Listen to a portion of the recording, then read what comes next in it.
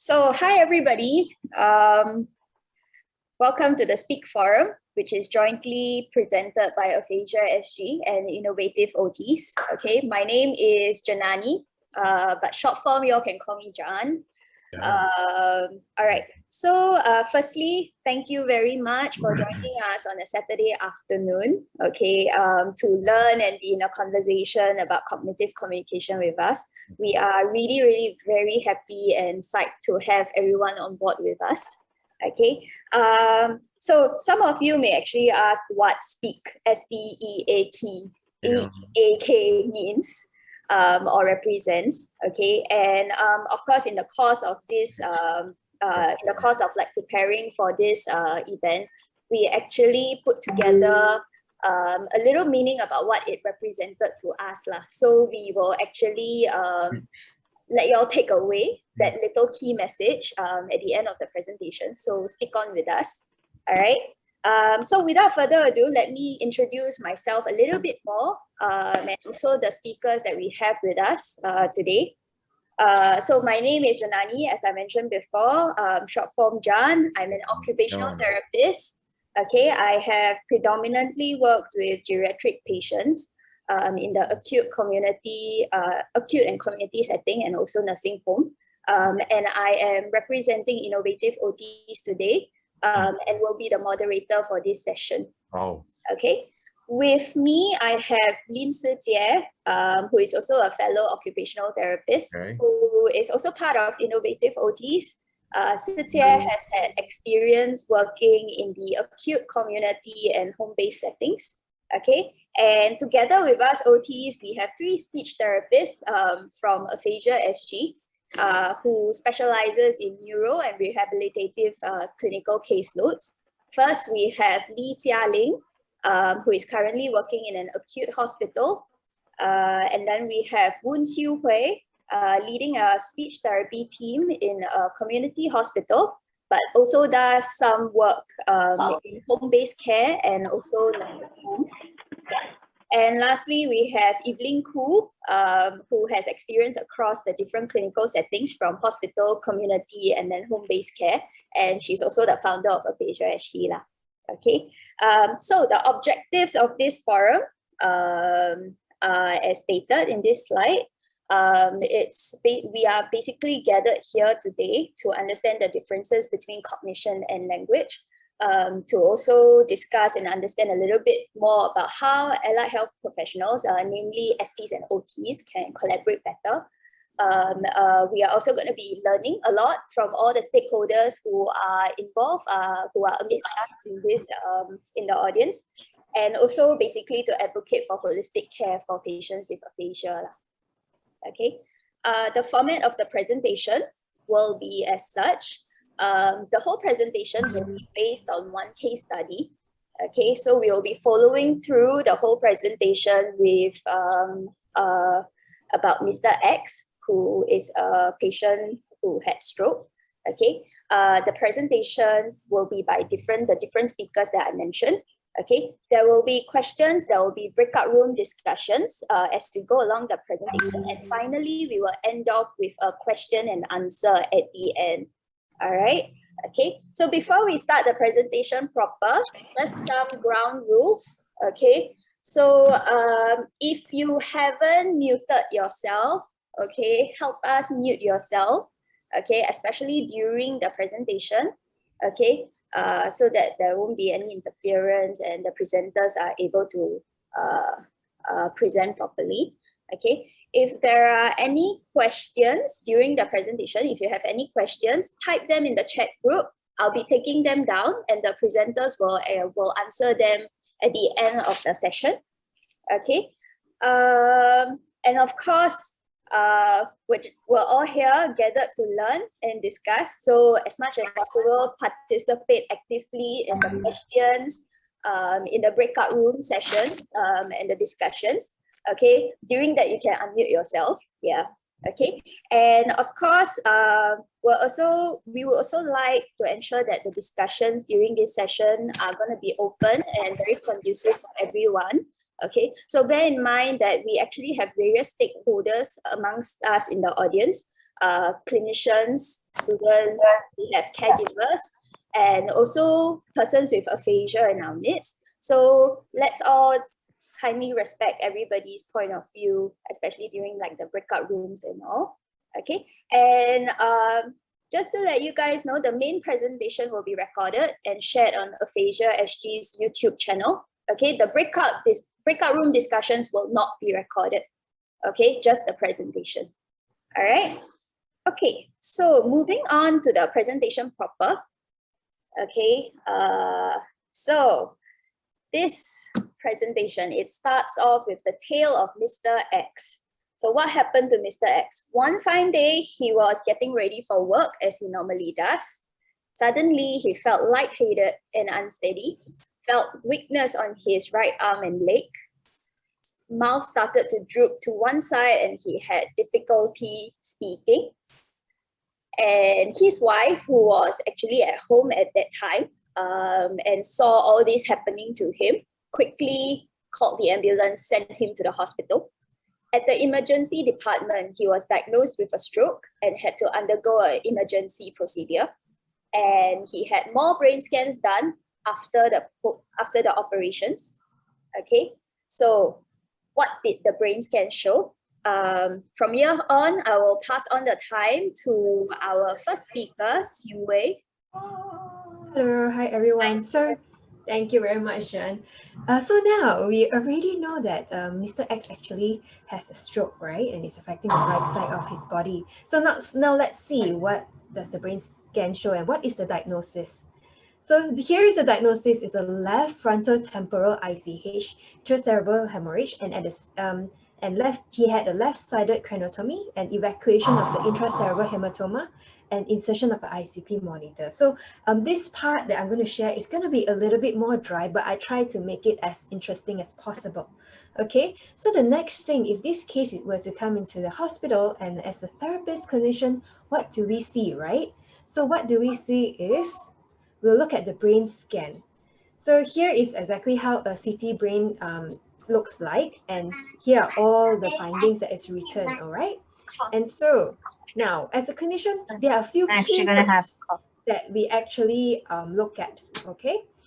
Now, those keywords are highlighted in yellow. So this patient, Mr. X, has a left-sided craniotomy and excision of the temporal AVM and temporal parietal bony defect. There's also a midline shift to the right. There's also a small frontal lobe hyperdensity and hypodensity at the left temporal lobe and left capsular ganglion region. So here we can basically see where and hypothesize where this deficits, what kind of deficits is going to show up, right? So in our head, before we see a patient, we'll know, oh, okay, this area, okay, roughly what are we expecting when we walk in to see the patient, okay? So now, before that, we just go into a very, very quick refresher on the neuroanatomy. I know we have some clinicians here, I think that, but because we do have some caregivers here, let's see. This is how typically we look at things, okay? So right now, we know that our brain is of two hemispheres. We have the left hemisphere and the right hemisphere, okay? Each hemisphere controls the opposite side of the body. So you can see here, if the stroke happens on the left side, and the right side of the body will be weaker, okay, which the right leg and the right hand, okay?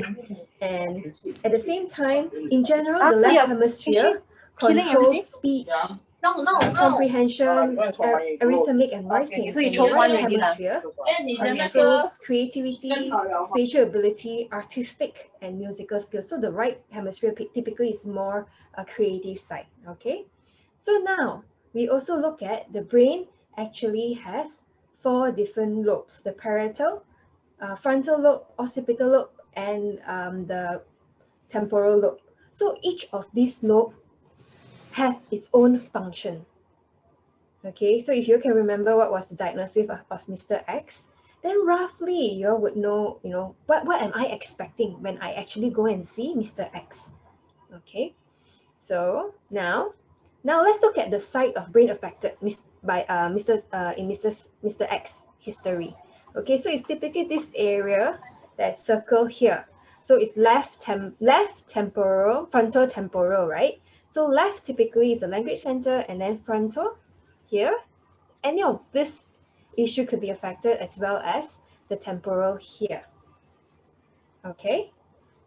Now, let's see. So right now that we understand a little bit more of the neuroanatomy, I'm going to share a little bit of what the speech therapist and occupational therapist looked at, okay? So I'm going to introduce some of the deficits around this area, like aphasia. So aphasia is acquired language impairment, a communication impairment, when the language lobe at the left side, as being highlighted, is being affected. So this injury can be due to stroke, TBI, brain tumor, brain infection, or progressive neurological diseases. But in this case, Mr. X is a stroke, okay? And so what does it affect? So aphasia, people with aphasia would have this 4 components typically, which is they have possibly difficulty in writing, reading, speaking, and understanding spoken language as well. And what else is that? One more thing is sometimes they do have difficulties with numbers, identify numbers using numbers. Okay, right. So together with aphasia, sometimes our patient can present with apraxia of speech as well, which is hard to coordinate movement of speech muscle, hard to get the message out. Okay, they have the words in their head, but they can't say it out. So typically, apraxia often accompanies with aphasia. Okay, so today we're going to talk a little bit about this, and of course the huge component, the frontal, right, which is the cognition part. So here, as you can see in this triangle, yeah. So what is cognition? Cognition is refers to information processing functions, including attention, memory, and executive function, such as planning, problem solving, self-monitoring, and self-awareness. Right. So what our OT colleagues will see is the functional cognition, meaning how are they going to use the cognition skills to take care of themselves and live in the community. So then their interventions are typically focused on the relationship between their clients' cognitive skills, functional performance, and the environment context to really making sure that they're able to function as much as possible in the community. So because as cognition itself is actually very complex. Whereas now look at the ST perspective, right? So ST perspective is actually looking at the cognitive communication. So it's basically how this person with cognitive deficits is able to effectively communicate his needs and exchange information. So typically this is like how even the social skills, the pragmatics, yeah, how to use like turn taking, know the social norms rules. Yeah. So the key consideration of this treatment, definitely we want to maximize the improvement or maintaining the function of communication, the ability to continue to communicate their needs and let the other party to understand. And basically, it's all about enhancement of quality of life. But in this triangle here, we're trying to show that both OT and ST actually look at all these areas as well. Yeah, okay. So now, let me ask you this question. Based on what we have understand from the neuroanatomy, the brief neuroanatomy, what impairments will Mr. X likely present with? Do type your answer in the chat so that we can see what are some of your responses. Yeah. Comprehension, language production deficits across the range of modalities, speech apraxia, executive function, memory deficits, difficulties planning, sequencing, short attention span, executive dysfunction.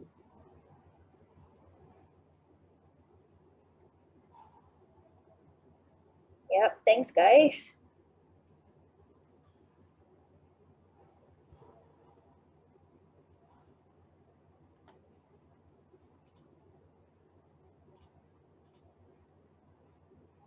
All right, any more answers? I think we've got a good range there.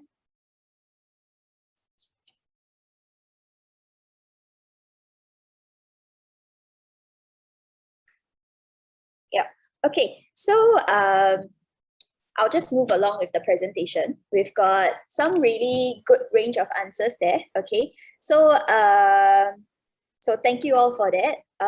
There is no right or wrong answers. Okay, but hold on to it. We will actually be moving on with what happens to Mr. X, and we will be discussing more about the assessments that might be considered to be used with patients like him, and the relevant findings that the therapist may have. Okay, and when that is presented, you can actually then link your answers with the findings and see whether you manage to, you know, like whether your answers pop up lah.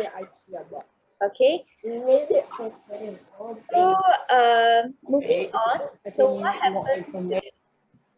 happened with Mr. X? Okay, so for Mr. X case, the healthcare team that will be involved in his care will be as such. You will have a team of doctors, nurses, therapists, medical social workers. Okay, but for the point of this presentation, we will be focusing more on the OTs and the STs lah. Okay, so I will now pass the time on over to S.P.E.A.K and Jia Ling to bring us through the OT and ST initial assessments and what their findings were. Okay, thank you, John. Hi, I'm S.P.E.A.K. Thank you for everyone for joining us today. So I'll bring you through the initial assessment, and we're just going to share some findings, and we're just going to discuss along the way. Okay, wait. Okay, so who is Mr. X? So from our initial assessment with Mr. X, we found that he's actually a 48-year-old gentleman, has a degree. He works as a sales engineer. He enjoys cycling, fishing, watching movies, and his main languages that he spoke is English, Mandarin, and Hokkien. So pre-morbidly, he's ADL independent, community ambulant, drives a car to work, is a social drinker but doesn't smoke. He enjoys buying 4D and Toto weekly. So, you know, in physical environment, you know, he lives in a 5-room flat, lift landing, seated toilet, so quite standard. He didn't do any modifications to the house. Okay. And lastly, he's married. He has 2 kids, aged 18 and 20, both studying in the university. And he has good relationship with the wife and children, except sometimes the wife can be a bit anxious. And also he's financially stable. So quite a typical man, any Singaporean man that we see. Okay, so before we start about talking about the initial assessment proper, I just want everyone to think a little bit about what will you take into consideration when you assess Mr. X. So before that, we talk about what you expect he might have. You know, kind of draw the hypothesis. So now we're going to break out into breakout groups. We want you to think about all these deficits that you think he may have, and then taking those into consideration, you know, what else do you need to consider when you assess Mr. X? The language dominance, his education level, his occupation, hearing and his vision, and also looking at the medical records, what is the diagnosis, and whether there's any other relevant medical history that we need to know of. And also most importantly, especially if Mr. X is a stroke patient, his mental status. We need to look at his level of alertness, his cooperativeness, and whether he's confused or not. So knowing that Mr. X just undergone an operation, all these things we have to be even more, careful and aware of, so that when we go in, we will not overwhelm him, and we also can get the most out of the assessment as well. Okay, so next. Okay, so some of the so these are some of the selection considerations that we have if we were to use a formal assessment tools. Okay, so these are like standardized tools that we are talking about. One is deviation from instruction format. So looking at Mr. X, we kind of suspect that he may have some receptive or expressive language issue. So sometimes when we administer certain initial assessment, for example, MOCA, we know that if he has all this receptive and expressive issue, we realize that one, MOCA may not be the most appropriate tool that we may use, or two, when we do use MOCA, we realize we have to write down the instructions or we have to present in a different way. Okay, So also the time required to perform the assessment. If it's going to be a very lengthy assessment, can he sit through the whole assessment? Is it appropriate to even use it? And also looking at the setting that you are in.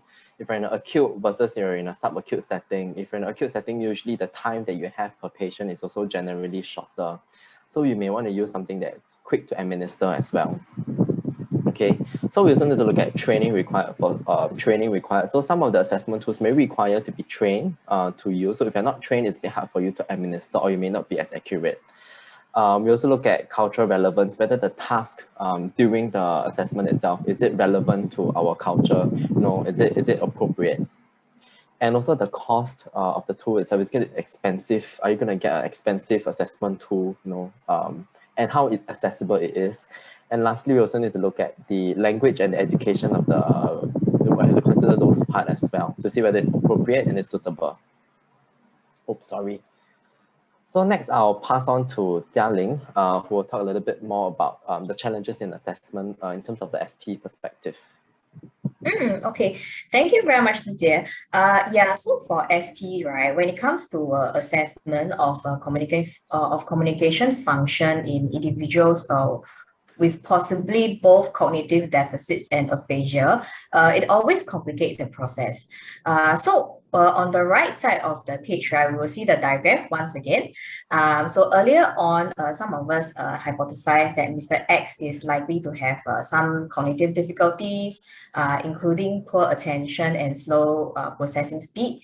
And also, like what Siwei has shared earlier on, language processing comes after our attention abilities, which means that, right, which means that we will have to pay attention to what the person says before we can understand and process the words that the person is saying. So bearing in mind, right, that Mr. X, he has left frontal temporal lobe lesion, which can also result in aphasia. Yeah, so when it comes to, so for Mr. X, he has difficulties understanding instructions or questions, then we may wonder, actually, is this deficits due to his cognition or because of his aphasia? Yeah. And next, we will talk about some of the informal assessment, the structured informal assessment that some of us may use. So assessment, there's informal and there's also formal assessment. And I also want to highlight that in different places, different clinicians may approach the assessment process differently. So here we will talk about the informal assessment first. What we have here is a more structured version of the informal assessment. So for the subjective report, at the start, we can gather some information from Mr. X himself, or if the wife or other family members are around. So it's good to get some information about his premorbid status, his preferred language, occupation, and what about his communication style or needs before he had a stroke event. Then we move on to orientation. We will see and assess whether he knows what happened, if he knows where is he now and why is he at a hospital, or if let's say his wife is present, we can see whether if he recognizes his wife and whether he can tell us the name of his wife.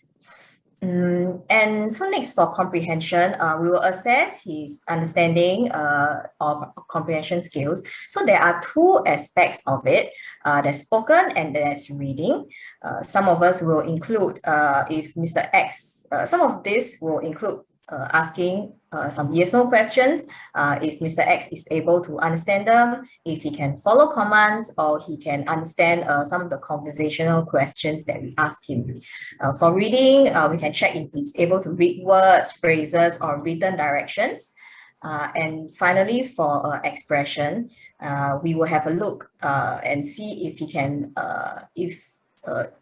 see whether he can repeat the words or he can say the names of like the daily objects. And for writing, can check if he can do some copying, write letters, alphabets, words, or even his like personal information such as his name. Yeah. So later on, So for some reason, right, if let's say it's not feasible to use a more structured method to informally assess Mr. X, another way that we can do is to use some unstructured tasks. So these can include functional use of objects, like check whether he can understand the object function, whether he knows what a cup is and he can use it correctly. Then we can also do like observation of his feeding task. So as a speech therapist, we also assess if Mr. X swallowing function is okay. So during the task, we will see how his behavior is during eating, drinking, for example, if he is impulsive and whether he eats and drinks very quickly.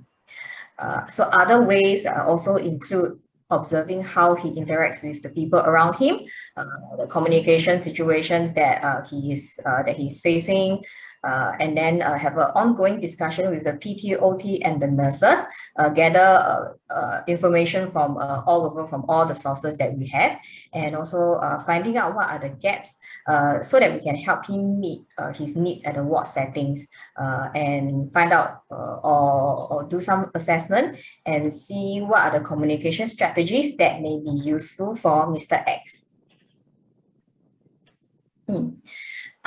So when it comes to formal assessment, here, right, these are some of the formal assessment tools we may use to assess the cognitive skills.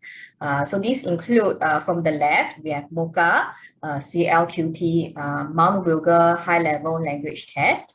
And we have more, which, so we also have the VCAT, which is actually from done in Singapore.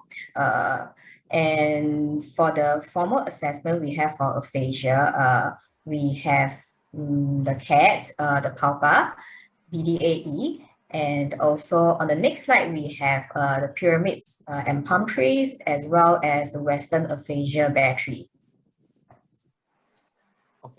So now, Sijia will talk to you a little bit more about the OT assessment screening tools.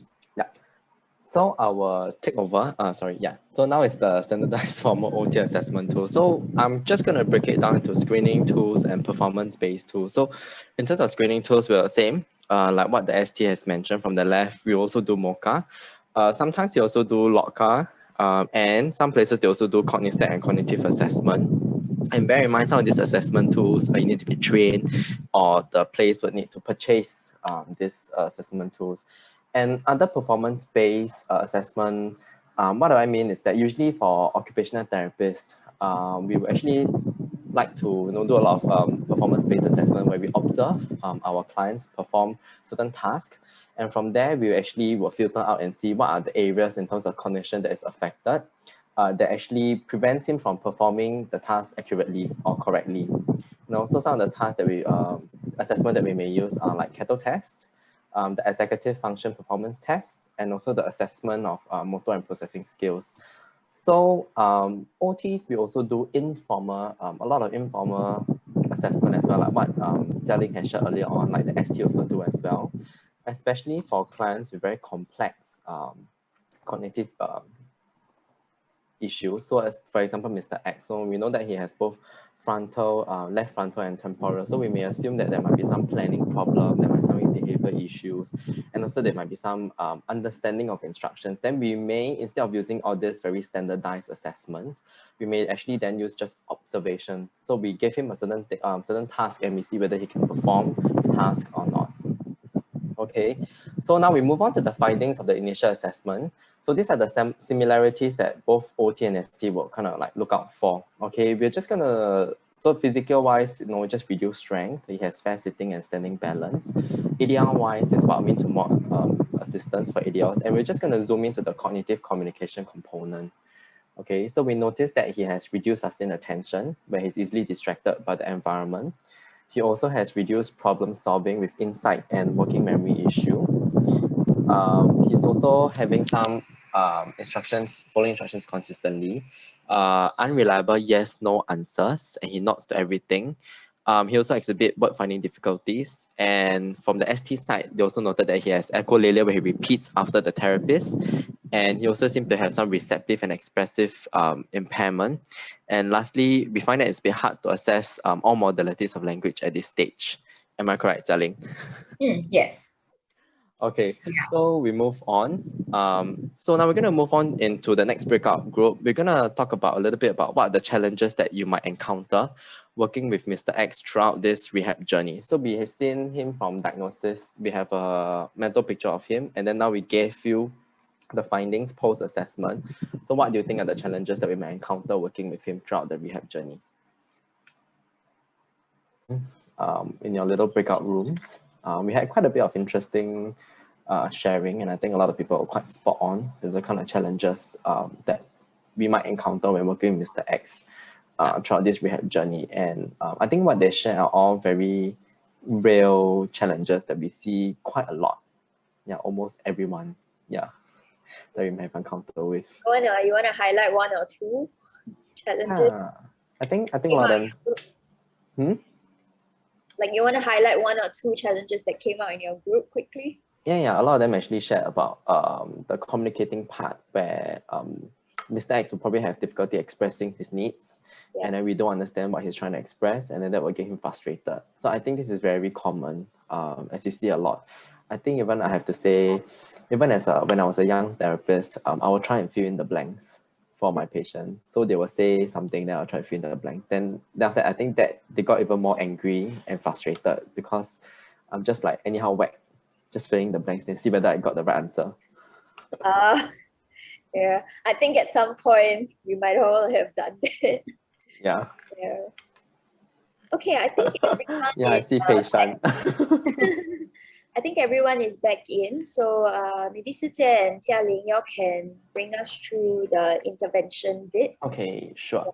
So now we're going to move on to the intervention. We're going to put out some similarities or the common challenges that we actually consider, which is one, like what everyone has mentioned, which is the communication with PWAs. I think even more so for OT, sometimes we may not know how to communicate appropriately. We may rush through or we may speak very fast, without knowing that they are not understanding. The other thing would be trying to establish a modified routine to engage in pre-morbid roles, especially when you're institutionalized. All these things are very, you're very confined and very limited by the physical space itself. Next would be actually managing the caregiver expectations, especially if the caregiver is very anxious. So in case of Mr. X, we're expecting a very anxious wife. So how do we try to manage that kind of expectations? Maybe she will say she hopes he will be 100%, back to 100% pre-morbid by the time he discharged. Then how do we pace her? The other thing is also trying to identify and addressing any mood issues. So in the case of Mr. X, if we don't even understand him, and if we do something that is not of his interest, and then he gets angry and upset, we will kind of lose the engagement with him, and then that will kind of delay the rehab process. That will also hinder the progress that we can have with him as well. And lastly, I think it's something that it's a huge challenge that we all face, which is the prioritization of goals that we want to work on, especially so if it's a cognitive versus communication. Maybe Jialing, you want to explain a little bit more about this point in terms of SP perspective? Yeah. So in terms of like prioritizing of goals to work on like cognitive versus communication, right? Like some of us have discussed earlier on, Mr. X has both cognitive difficulties as well as aphasia. So it's a chicken and egg issue. So he has poor attention, leading to him having difficulties understanding question, or it could also be that his aphasia is so severe that he really did not understand, and so that complicates things. So when it comes to goals, the first thing that we will think about and we will bear in mind is how do we help him to increase the reliability of his yes/no answers, for example, and what is the main deficit that is impacting his ability to do so. So at the start, maybe we will work with some attention so that we can work on that, improve a little bit on the attention, and we can assess further and see, okay, well, since now that his attention is a little bit better, then is he able to attend to our questions? And maybe that is a point where his yes/no responses will become more reliable because, actually he can pay attention and understand our questions. Yeah, so So for the prioritization of the goal, we will see what is the main deficit that is impeding the patient's progress from moving forward. Okay, so now we move on. Looking at the rehab journey of Mr. X. So this is kind of like the typical rehab journey. Minding the fact that not all patients from acute will actually go to a community hospital. Some actually go home straight or they go to another institution. But generally across, they will go from acute to community hospital to home and then back home into the community. Okay, so these are some of the therapy goals that we have set for Mr. X, taking into consideration that right at the start, if communication is a problem or is a challenge, okay, the goals might be actually collaborated, one with the wife, or two, it might be more therapist-led. So in terms of OT perspective, we want him to achieve mean assist. In BADLs in the acute hospital, we will try to reduce caregiver burden, and we want to provide opportunities for repetition and practice, and hopefully he will improve in consistency and performance. And as we move on to the community hospital, we want him to then achieve independence in BADLs also within the home environment and ensuring that the carer is competent. Okay, so maybe now Jia Ling would like to share for ST. Yeah. So like what I have also mentioned about earlier, that one of the main goals is to help him increase the reliability of his yes/no answers, so that he can at the very least tell us what he wants and what he needs. And then also we will establish some communication strategies. We may also explore AAC because of the word finding difficulties. He will have difficulty saying what he wants, or even in like phrase level. So using AAC to point to the pictures of the items or the activities that he wants to do, that will also help to reduce the frustration for some patients especially. And also we also like establish this routine, work along with the other therapists and see and find out like more information about what are the activities and the hobbies that he may possibly return to, and his routine, his maybe like his usual timetable. Then we can see, okay, like, so if he does this, and then what are the communication strategies that we can use for a certain activity, and also to help him with the expressive part to reduce the word finding difficulty. Okay. So moving on, these are some of the general intervention considerations for both of us. So one is the ability to attend to auditory and visual information. We want to increase his yes/no reliability, his ability to follow simple spoken commands, and we want to identify his interests and his likes so as to motivate him in session. We also want to make sure that there's relevant of stimuli or tasks to Mr. X. We also want to make sure that we provide enough repetition to enhance neuroplasticity, and sometimes we also use technology, like we may use robotics for OT side, and maybe even the STs may use certain apps. And lastly, we also will want to do caregiver training as well. Yeah. Hold on. Okay. So what are some of the differences between the OT and the ST in terms of intervention? For OT side, we will then focus mainly on ADLs. We also want to try and create a routine with a fixed timing. So it gives him more of a structure, knowing what to expect and how his day would be like. And also we do a lot of motor training using activities. We also do a lot of higher executive training with functional tasks. So doing tasks like simulated grocery shopping, doing money management with using all these tasks, even simple meal planning or like meal prep, the actual cooking task itself. We want to make sure that they can plan, they can execute, they can sequence the task correctly. And also we may even look a bit about mood management as well as looking at caregiver training. Bearing in mind that even though we have all these differences, but we still have to work very closely with our STs because a lot of this requires us to communicate with the patient. So we need to work very closely with our STs to know how do we disseminate the kind of information, how do we break down the communication, how do we break down the commands and the steps to make the task easy and to facilitate the success. Yeah, and to you, Jia Ling.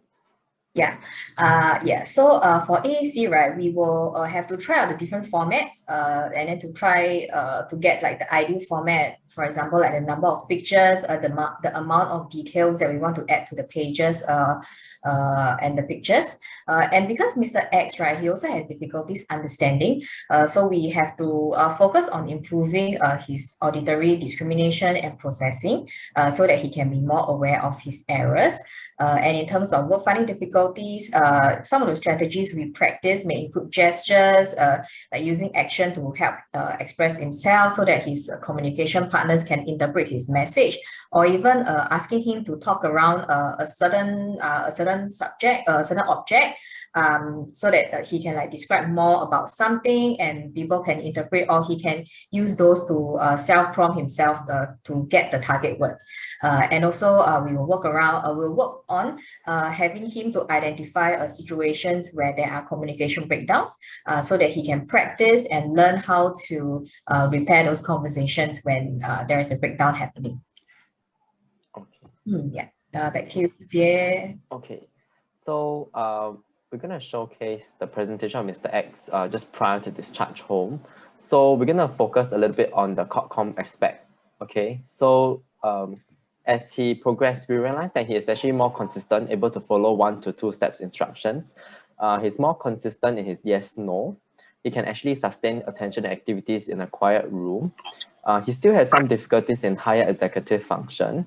So like we observe in the IADL engagement, and also some reduced processing speed during money management, and still exhibits word finding difficulties. But however, he is able to express basic needs, and he is more aware of the word finding difficulties, which actually also then increase his frustration. Yeah. So now back to John.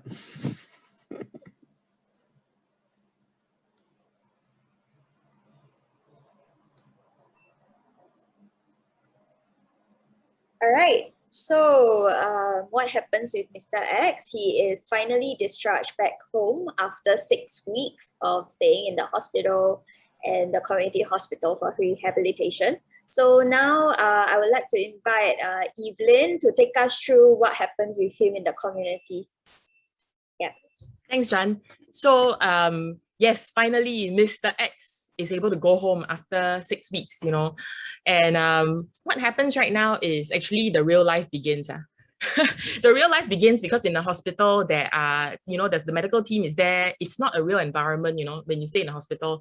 So now when he goes home, we want to talk about goal setting. And this term goal setting came up quite a few times, even in the breakout rooms. You know, we want to stress the importance of goal setting. However, the goals will differ and will evolve at every part of the rehab journey. So the main thing for us to look at, right, once Mr. X actually is headed home, for OTs and STs, right, we start to look at community integration. So some of you may say, oh, but we actually look at this even before discharge, true. But, you know, and as we talked earlier on in the rooms, right, sometimes in the hospital, the patient may still have very acute medical issues to consider and all that. So a lot of this discussion takes place upon discharge, where sometimes they don't even realize it's a problem until they are actually back home, right? So OTs and STs will look at community integration. And for us STs especially, we look a lot at social participation, especially when we talk about communication, cognitive communication. It is this part that we are especially concerned about. And I would like to highlight this model that we use, especially when we work with patients who live with aphasia. This is a very good framework for outcome measures. So, you know, it's from the Aphasia Institute from Kagan. So we don't just look at the impairment anymore, right? Earlier on, you know, with all the assessments, actually, we are quite focused on just this aspect here.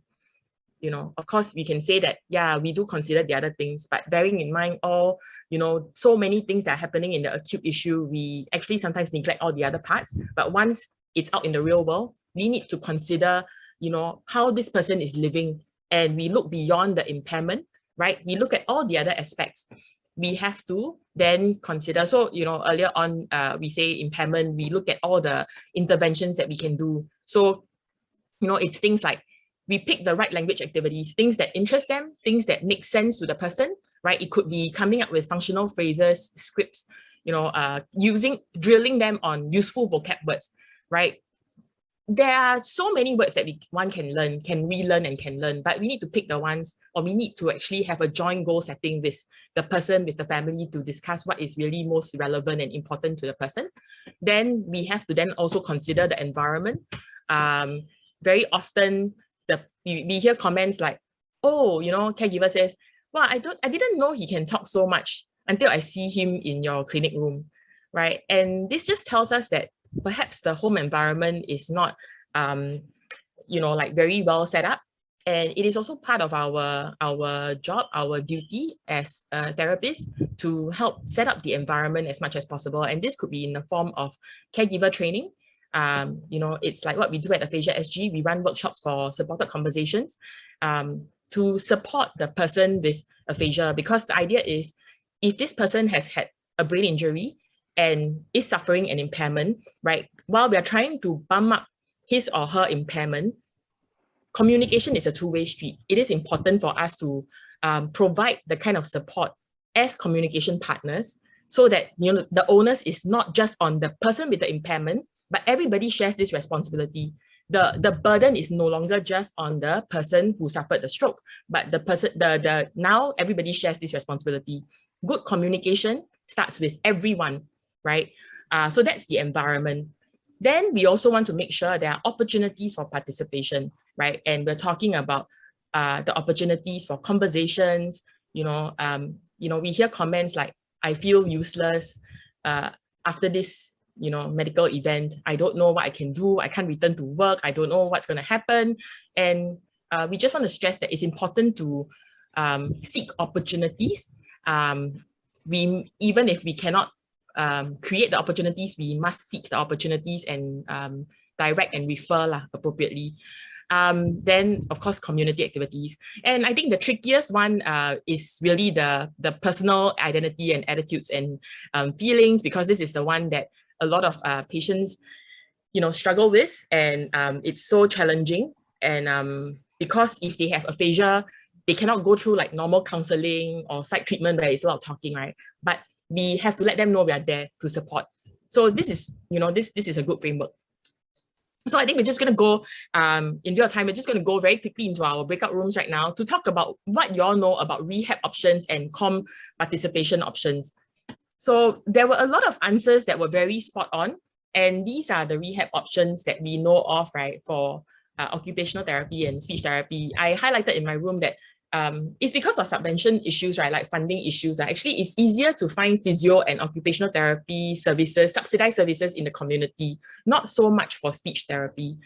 So the questions we ask ourselves at point of discharge is, is it sufficient to just give the person homework, home exercises, and then say, okay, off you go, you are discharged, or I give you an open date? Or do we consider referring them to outpatient within the hospital system? Or, do we refer them on to suitable day rehab centers? But I mentioned there are not many day rehab centers that have speech therapy services. So the two that I highlighted in my room was ABLE. So ABLE has it. And then the other one is SPD, where they also have speech therapists. And of course, there's places like St. Luke's, which also provides outpatient speech therapy services in the community. Or if you can afford it, so unsubsidized, you can also opt for private OT and ST services. It can be home-based, it can be clinic-based. And the other thing to consider would be return to work. In Mr. X's case, right, because he's young, right, he still wants to work, he still wants to have that, purpose of returning to work. So at which point do we talk about return to work? And who does it? Who does it as in, is it the hospital ST, OT? Is it the community ST, OT? So these are all the considerations. When it comes to intervention, it's really different from what we saw earlier on when Jialing and Sijie presented. It is really more community-based approach. The thought process is different. We look at more of the A-From model, right? Where we really consider the integration. Is this person able to take public transport? Is this person able to be independent out in the community? Can maybe the goal in therapy is I just want to go out, be able to buy food on my own. I don't want to depend on my family. So can we facilitate that as a therapist, And social participation, is the goal to make phone calls, without the family supporting, you know, can they use Zoom or go out with friends? And of course, if they're returning to work, then we talk about work hardening. So very specific, very targeted. If this person is going back to work as a, let's say, want to go back to work as an admin staff, right? And maybe it's in the industry that is like IT. And we could be spending a few therapy sessions just drilling vocab that is relevant to her job, or his job, sorry, Mr. X, so his job, right? So it's very targeted already, right? And rightly pointed out, there are these community support opportunities for some of our stroke patients. So, you know, in Mr. X's case, he has aphasia. So he participated in, he joined Aphasia SG. And then there's also stroke support station, and there's SNSA, which are stroke support groups, but not targeted at aphasia per se. So this is Mr. X 1 year after his stroke. We're happy to say that he is now independent in the community. He's able to take the train and the bus on his own. And very good, he can go out and tap out food for his family when the wife is busy working from home. However, he's still seeking suitable job opportunities because he's unable to return to his sales engineer job. If you remember, he's a sales engineer. He is socially engaged. He can actually video call, use WhatsApp video call his extended family members and his close friends. He's very active, you know, in our support group. He can participate in he participates in all the community programs. So there's Chit Chat Online, there's Aphasia Choir, there's Games and Craft Night, and he's very, very good at Zoom already. And he takes it even a step further, right? He wants to really share his experience. So when we have public outreach events, you know, he will share his experience, and, you know, so this is Mr. X 1 year after the stroke. Yeah, you know, and I just want to say it's not the end, because it's 1 year after his stroke, but then, you know, he still has therapists working with him. It's a work in progress, you know, as I think many members of our community here who are with us will share. The journey doesn't stop lah. Everybody wants to keep getting better and better. But towards the tail end, this is the key takeaway points. Why we called it a S.P.E.A.K Forum. We want to say that these are the key learnings. We hope that everyone can leave this forum with a better understanding of the importance of supporting conversations, that it is not just the patient who suffered the stroke who has to relearn the ability to speak. It is on us, the environment, you know, the communication partners, to set up the environment for this person. And we want to say that you have to first understand that this person is competent, and be respectful to the individual, be patient, and be willing to try different modalities to communicate. So if verbal doesn't work, then have to supplement with a lot of non-verbals, just to get the message across, and, you know, to help them get the message across. We talk about education because we truly believe in the importance of working with our fellow allied health professionals. As you can see, right, the teamwork is very important. If I work in silo, then I will never know what the OT found and what, you know, how we can actually work together to help Mr. X actually go back to community integration.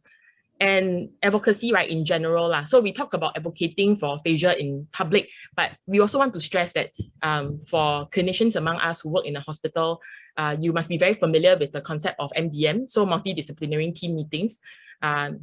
If there comes an opportunity or the occasion where you hear maybe even a doctor or somebody else in the team, perhaps not fully comprehending the aphasia, right? I think it is up to us to advocate for this person. We have seen so many instances of persons with aphasia being wrongly stated as not being able to make decisions or have mental capacity, but that's not true, right? Because it's really just the language that's impaired and not so much the cognition, because at which point, you know, do we need to draw the line? And sometimes the person just needs time, right? And last but not least, knowledge, right? This is a knowledge sharing, resource sharing platform. And we hope that everybody will have this continual learning kind of mentality. So yes, let's all speak, right? Yeah, so this is the key takeaway. S.P.E.A.K. So we have references. I think at the end of this whole event, right, we will be sending a feedback form.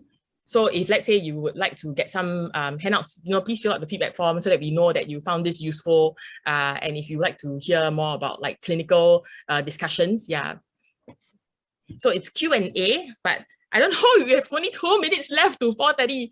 I don't know if we have Q&A. So perhaps, John, is it okay if I just run through everything and then we open up Q&A to people who can stay on for the Q&A? Yeah, can. Yeah. So this event is actually, we've come to the end, but we'll go back to Q&A. So this event is proudly brought to you by Aphasia SG and Innovative OTs. So Innovative OTs, right? They're really cool. So John and Sijie, it's a passion project for them. This is their Instagram page. So follow them on Instagram if you have Instagram. A lot of cool content, all sorts of things, clinical findings and all sorts of stuff. So join Innovative OTs. And this is us at Aphasia SG. We have 2 missions. One is to empower persons with aphasia by, setting up community programs. And the other main thrust is actually to build an inclusive Singapore. We really want to just spread the word about aphasia and communication impairment. And, by attending today's event, you are, making this possible as well. Just to share some of our programs, Aphasia SG is completely volunteer-led.